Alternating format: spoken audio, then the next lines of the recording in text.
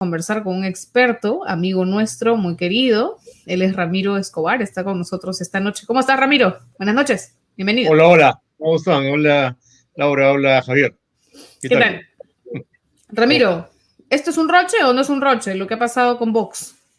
¿Cómo lo ves? Sí, claro, es un rochezazo, yo diría, porque es muy feo, pues, que alguien hable de otro país.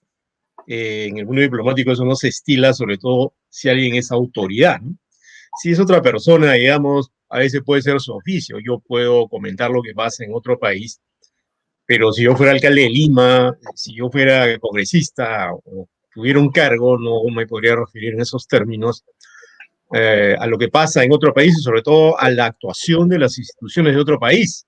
Y además con mentiras, ¿no? Con mentiras clamorosas, ¿no? Porque decir que han votado 44.000 muertos me parece pues un desatino gigante, ¿no? Es decir, no más gigante que el Peñón de Gibraltar, si quieren, ¿no? Está ahí en los extremos de España, que pertenece al Reino Unido, ¿no? Porque no hay base para decir eso, pero lo entiendo por el lado de que tanto Vox como Díaz Ayuso, primero creo que adolecen de una severísima desinformación. Como me gustaría decir a mí en clases, le falta harto ubicatex, ¿no? Pero además creo que eh, representa, sobre todo Vox, ¿no? Una ultraderecha dispuesta a salir con cualquier argumento a atacar lo que ellos consideran es la izquierda o la izquierda extrema, y eso no me parece ni inteligente ni correcto, ¿no? Ahora, Ramiro, ¿ha hecho bien? ¿Era lo que correspondía? ¿La Embajada de Perú ha hecho lo correcto al emitir esta nota que ha emitido y que estamos viendo ahí en los titulares de algunos medios? Sí, por supuesto, era lo que correspondía, ¿no? Era lo que correspondía, y recordarás que incluso el Perú lo ha hecho antes en otras ocasiones en la campaña. Por ejemplo, cuando Alberto Fernández reconoció prematuramente a Pedro Castillo, ¿no?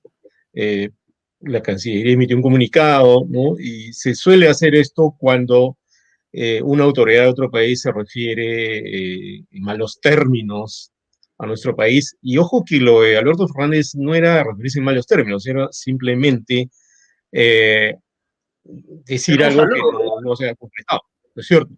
Pero lo de Díaz Ayuso es extremo, pues es prácticamente presentarnos como una republiqueta que no somos, pues, ¿no? Y eso es ofensivo, por supuesto, ¿no? Laura. Yo iba a dejarte preguntar a Javier Torres, ¿eh? Ramiro. Sí. No, te voy a repreguntar entonces. Ya, a ver. ¿Tiene que hacer algo más la Cancillería? Esa es la pregunta. La Cancillería yo creo que correspondería que la presidenta de la Comunidad de Madrid responda, pues, se disculpe, eso sería lo correcto, pues lo honorable, ¿no? ¿Cómo puede ser una mentira de ese tamaño, ¿no? 44.000 muertos. Pues, yo antes he escuchado a un diputado de Vox referirse más o menos en esos términos al Perú, ¿no? Ya hace varias semanas, en realidad, ¿no? Cuando dijo algo así como en aquel país donde las elecciones no son serias, algo así, no recuerdo la frase exacta, pero fue por el estilo. Pero digamos, la presidenta de la Comunidad de Madrid es una autoridad importante, es un país hermano con el que tenemos buenas relaciones estables, saludables, y donde además viven muchos peruanos, ¿no? Entonces, eso creo que ha sido un exceso inaceptable, ¿no?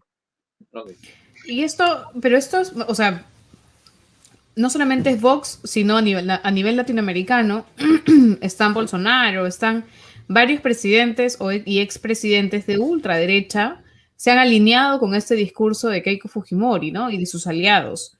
Entonces, esto no es gratuito, ¿no? O sea, no creo que se disculpe la de Vox, o sea, para empezar, ¿no? Pero eso no es gratuito. Esto es un discurso o una construcción ya mucho más, digamos, que responde ya a otro tipo de lineamientos, ¿no? O sea, este grupo que le hace la contra al Foro Sao Paulo y que dice la izquierda es radical y siempre está con este tipo de movimientos, ¿no? Bueno, hay que aclarar algo. Díaz Ayuso no es de Vox, es del Partido Popular. Pero esto me sirve para decir algo que de pronto está ocurriendo también en nuestro país, ¿no? En realidad, muchos de los ciudadanos o ciudadanas que ahora están en Vox antes estaba en el Partido Popular. Digamos que había una parte de ultraderecha en el Partido Popular. Entonces, como que salieron del closet, se mostraron en público, formaron un movimiento que ha tenido cierto éxito electoral, ojo, ¿no? Al punto que Abascal, que es el abanderado de Vox, suele referirse al PP como la derechita cobarde, ¿no? En España no hay ese prurito, digamos, de no llamarse derecha, sí hay gente que orgullosamente se llama derecha, ¿no? Entonces, acá yo creo que, y en otros países probablemente lo que está ocurriendo desde hace unos meses, es que haya grupos que están haciéndose ver, ya mostrándose tal como son. Yo creo que en el Perú, más que en términos partidarios, en términos sociales, a mí me parece dramático lo que está ocurriendo, ¿no? Muchas personas que empiezan a revelar una parte de ellos que uno no conocía, incluso que se habrá ocurrido entre conocidos, amigos, ¿no? Familiares incluso, ¿no? Y esto es porque cuando nos acercamos a momentos de tensión política, momentos donde asoma otra forma de administrar el poder, o por lo menos otro grupo que se acerca al poder, como el caso de Castillo, acá en el Perú, y como ocurrió cuando Unidas Podemos formó una alianza con el Partido Socialista para acceder al poder, entonces aparece el fantasma del comunismo que hasta esos momentos estaba opacado, ninguneado, se pensaba que ya no existía o se decía que ya no existía, y entonces ahí saltan a la escena partidos, personas, grupos que empiezan a revelar, para usar un término que ha circulado ayer por lo que pasó, recuerdan, hace un par de días, la resistencia, pues empiezan a generar la resistencia contra estas apariciones en el escenario político, ¿no? Ahora, pero Ramiro, mirando el contexto latinoamericano y dentro de ello el Perú, y España también entra, digamos, en este grupo, pero ¿es el comunismo el que está a punto de tomar el poder en Chile, en Colombia, en Brasil y también acá en el Perú? Estamos hablando ¿se puede sostener de alguna manera o es una gran invención, fabulación de Bueno, buenos y malos escritores? bueno, eso lo he discutido mucho con mis alumnos y también en alguna entrevista, pero acá creo que me puedes explicar un poquito más, ¿no? Mira, ¿qué es el comunismo stricto sensu? Como ustedes deben saber, es la filosofía creada por Marx y Engels en el Manifiesto Comunista, ¿no? Y esa filosofía abogaba por una sociedad sin clase. Y bueno, a partir de eso se crearon algunos regímenes como el de Cuba, como la Unión Soviética, con el de China, ya en base a las ideas de Mao, para supuestamente caminar hacia eso, ¿no? Hacia la sociedad sin clase. Eso nunca se logró, ¿no? ¿No? Pero los intentos fueron además desastrosos, ¿no? Sobre todo los de la Unión Soviética, y ahora estamos viendo las severas limitaciones que tiene el proyecto cubano, ¿no? Entonces, ha habido intentos de crear regímenes comunistas, pero stricto sensu, en el mundo, al único país que se le podría rotular como tal es a Corea del Norte, pero además con pinzas, porque el régimen de Corea del Norte está basado en la filosofía Juche, creada por Kim Il-sung, el abuelo de Kim Jong-un, y además un régimen militarizado de culto a la personalidad, ¿no? Entonces, eso podría decirse que sí es comunismo, no hay empresa privada, todos los medios de producción sobre el Estado, etcétera, etcétera. Lo que ocurre es que desde que aparece el manifiesto comunista en Estados Unidos y en otros países, crece una resistencia a la posibilidad de que ocurra algo así, y crece el anticomunismo, en los 50 el macartismo, impulsado por el senador McCarthy en Estados Unidos, una de cuyas víctimas es Charles Chaplin, por ejemplo, ¿no? Entonces, flota esa idea que hay una especie de fantasma que se va a posicionar y que va a crear algo que va a terminar siendo desastroso en algunas sociedades o países. En realidad, en la Unión Soviética las cosas funcionaron hasta cierto momento, cuando todo se empezó a desmoronar porque las bases eran endebles, ¿no? El proyecto de sociedad sin clases es un proyecto inviable, pues imposible. Tal vez la peor expresión de eso es lo de Pol Pot en Camboya, ¿no? Una de las peores, ¿no? Pero acá se está aplicando sin saberlo o sabiéndolo algo que Joseph Goebbels, el ministro de propaganda nazi, recomendaba, pues, en uno de sus 11 principios, ¿no? ¿Y cuál es el primer principio? El principio de simplificación. O sea, mete a todos los enemigos en un saco. Todos son iguales. Entonces resulta que comunista es Sagasti, comunista Pedro Sánchez, comunista, no sé, Laura Grau. Juan Manuel Santos. ¿Quién? Laura Laura Grau, Grau. no sé.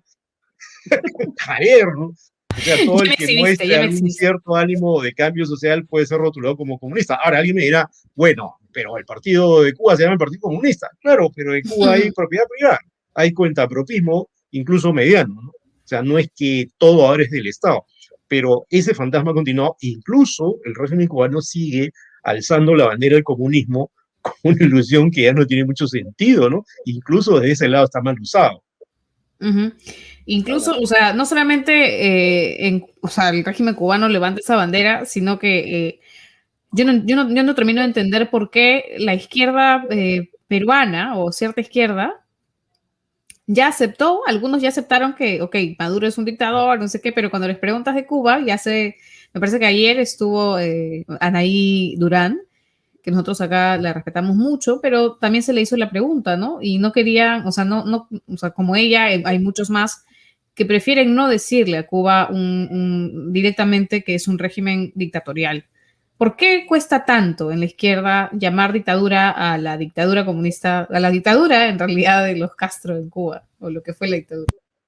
Mira, por un lado creo que hay una razón histórica y es el peso mítico pues, de Fidel Castro, ¿no? Nuestros padres o abuelos vivieron esa época dorada, digamos, años 59.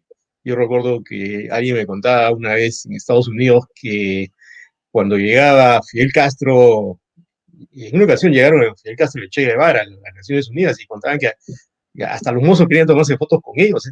Yo recuerdo una revista Live de mi padre, antigua, ¿no? Todo un reportaje gráfico, ¿no? Los barbudos de Sierra Maestra, personajes legendarios. Entonces, eso ha calado mucho en mucha gente durante años y hasta ahora está ahí. Y sin duda, Fidel Castro fue una figura histórica.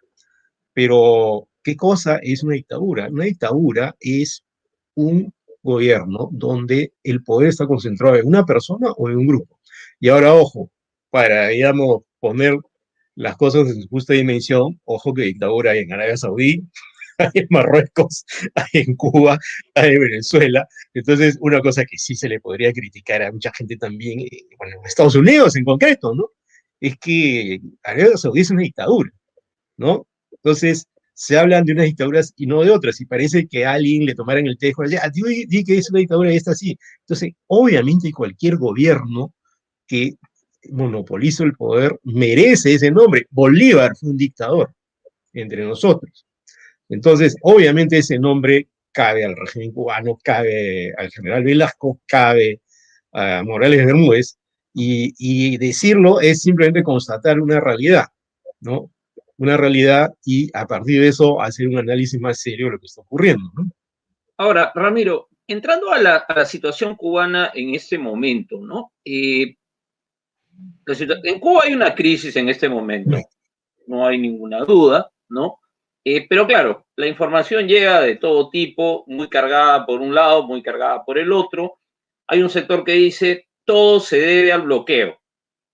Y entonces habría que acabar con el bloqueo, pues es una larguísima historia en la que parecía que se iba a avanzar ya antes de Trump, pero ahí se quedó, ¿no?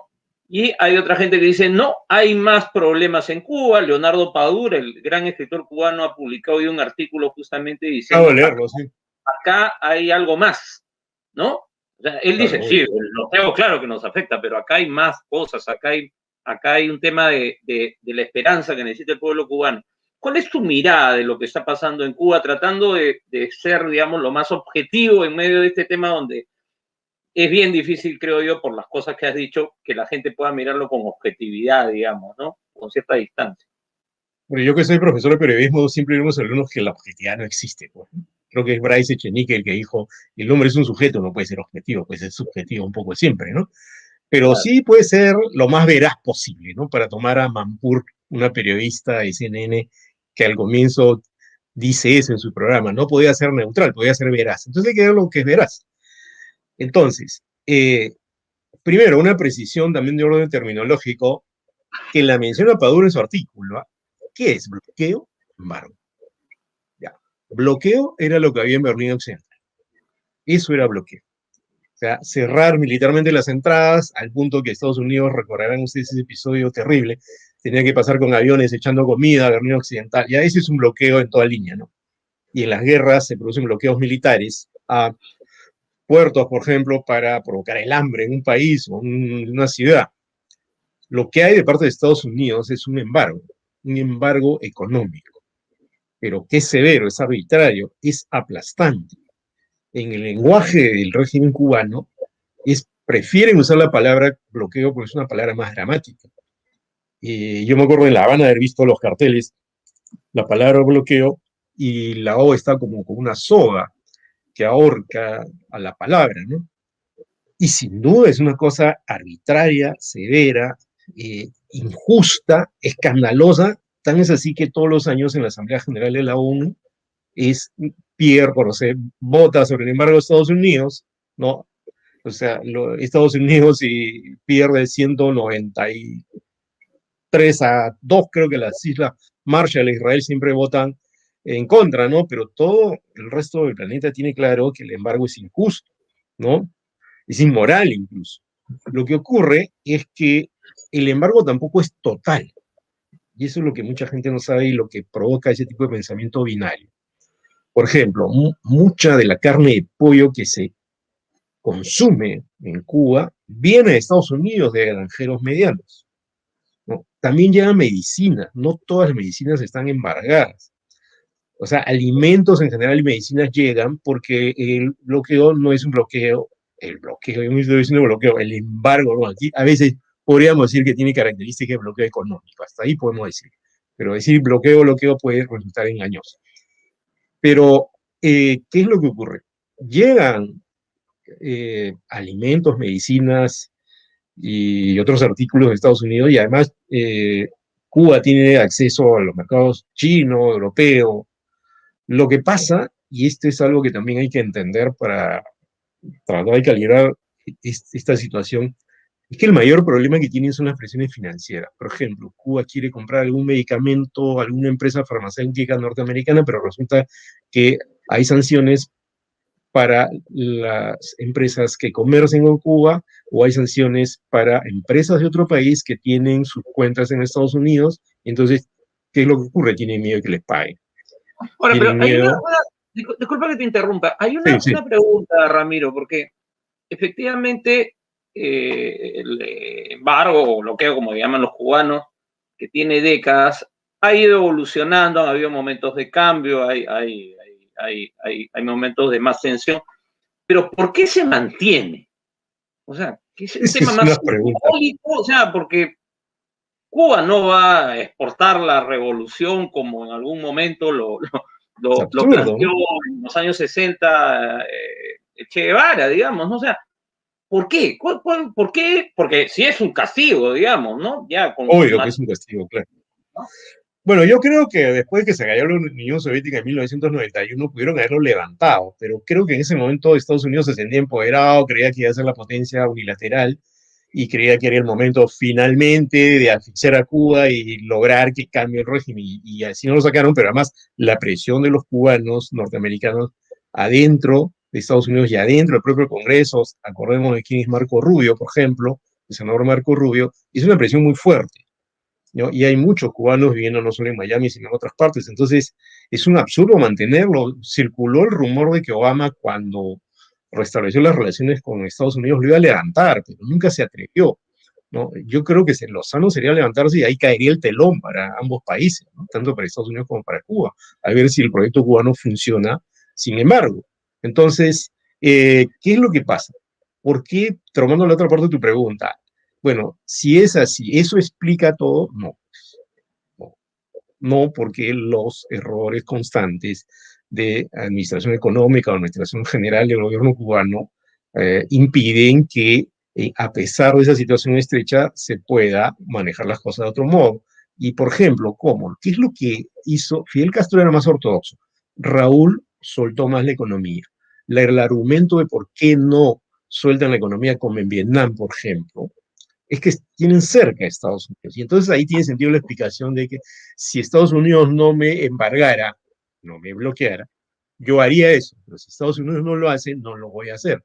Pero además Raúl Castro en un momento dijo que tenía temor de que el proyecto socialista se acabara, pero así como están las cosas, ¿no? Como dice Padura y han dicho otros escritores de dentro y fuera de Cuba, cubanos, no se justifica que haya ese tipo de represión, que haya falta de libertad política, por ejemplo, que haya falta de estímulo al cuentapropismo. Un amigo cubano me contaba hace unos meses, antes de esta situación, que en abril Raúl Castro deja la presidencia del Partido Comunista y se anuncian grandes cambios, pero dijo, pero en realidad fueron pocos, ¿no? O sea, por ejemplo, no incentivaban a los granjeros a que vengan carne y leche. Entonces, así hay un entrampamiento entre no facilitar, no dinamizar la economía, no otorgar más libertades políticas y el embargo que cae encima y que sirve de justificación, pero además es real, que es algo aplastante, ¿no?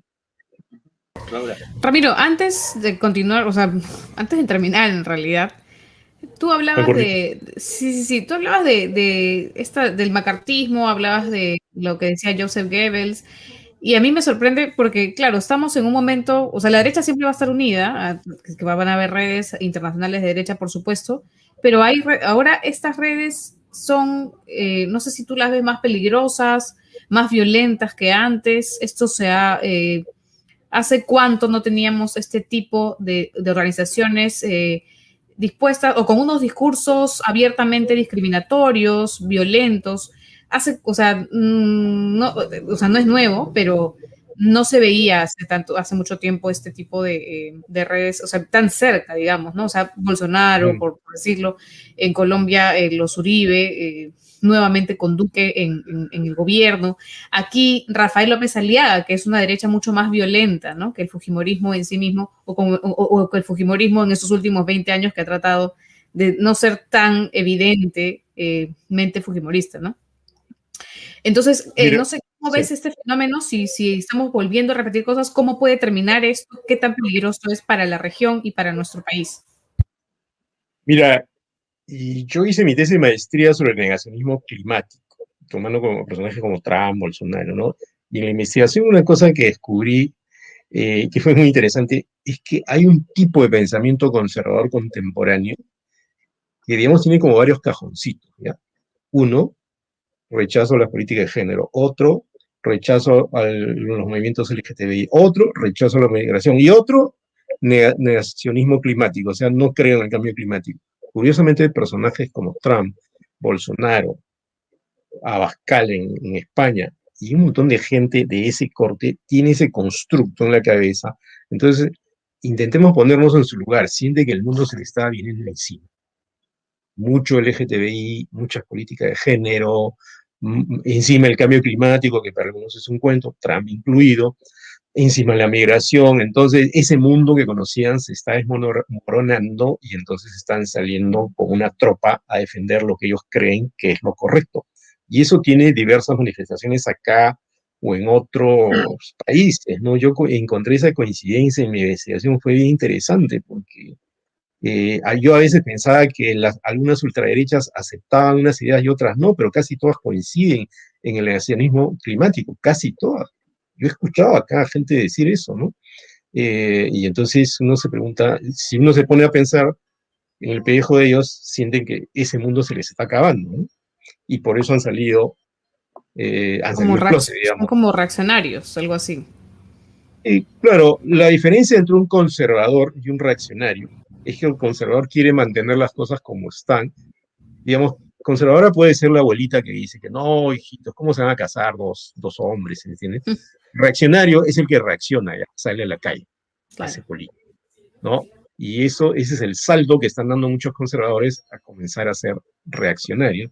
Y eso está generando un ambiente de mucha tensión en varios países, ¿no? Y acá me parece muy triste que eso haya ocurrido, esté ocurriendo también, ¿no? Sí, pero el peligro a eso iba, ¿no? O sea, ¿en qué podemos terminar si esto continúa así o cómo podemos entablar un diálogo? Se le puede hacer reflexionar a esta persona, podemos dialogar con ellos. Bueno, sin ponerme muy académico, pero para Elise y los académicos que de pronto nos están escuchando, Javier incluido, ¿no? Hay una autora famosa que se llama Chantal Mouffe, ¿no?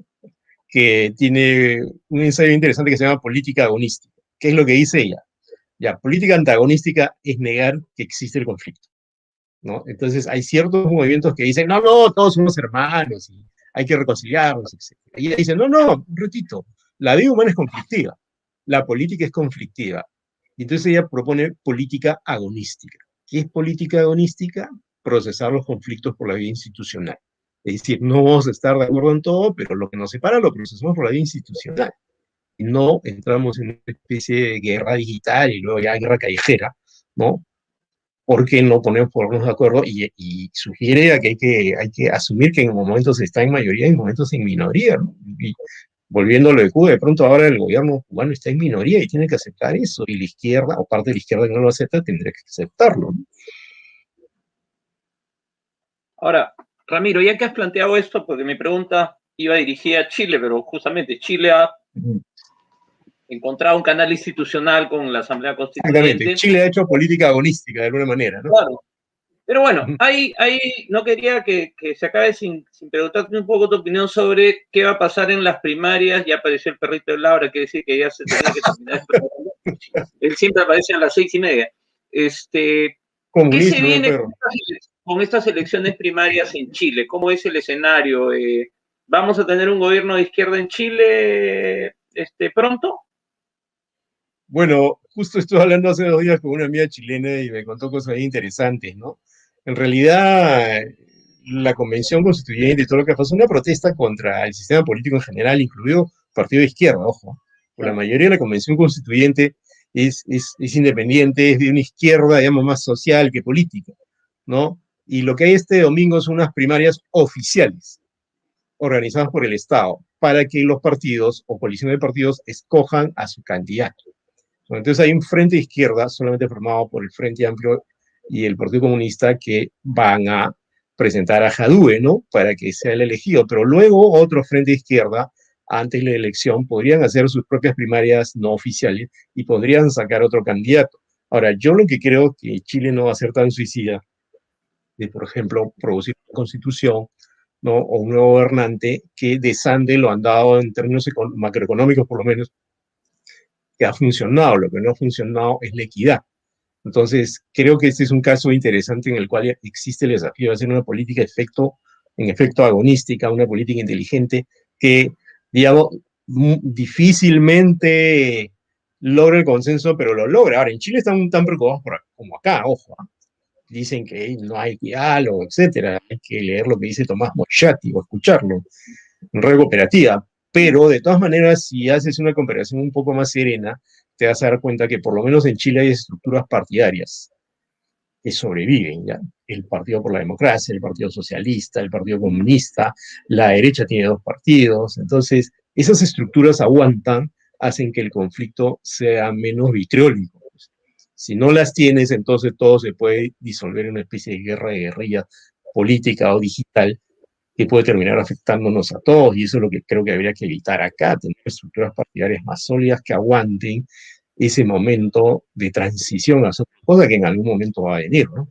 Bueno, si algunas estructuras como el Partido Comunista Chileno sobrevivieron a Augusto Pinochet, por ejemplo, decir, ¿no? Son instituciones muy sólidas, porque el Partido Comunista Chileno tiene 100 años, casi 100 años y no más, ¿no? Y el Partido Socialista también aguantó eso, ¿no? Claro, exacto. Y las derechas se han bancado varios gobiernos de centro-izquierda y que yo sepa no han salido a la calle tan violentamente como acá, ¿no? Laura, ¿querías preguntar algo? No, justo estaba... Ya tomó el control del programa. Sí, ya, mejor lo dejamos. Nos vamos, nos retiramos. Te quedas, Ramiro, la hora de Ramiro Escobar. Muy bien. No, muchas gracias, Ramiro, por tu tiempo y por estar aquí. Y de verdad que siempre es un placer entrevistarte, conversar contigo. Pues una clase, ¿no? O sea, nos quedamos acá apuntando a todos los autores que citas, a todas las comparaciones que haces, y me parece fabuloso que puedas compartir eso con todos los que nos están viendo y los que nos verán. Muy bien, Javier Torres. Muy bien, nada, muchas gracias, Ramiro. Nosotros, como ustedes saben, no tocamos el tema internacional a cada rato, pero cuando hay situaciones deberían más.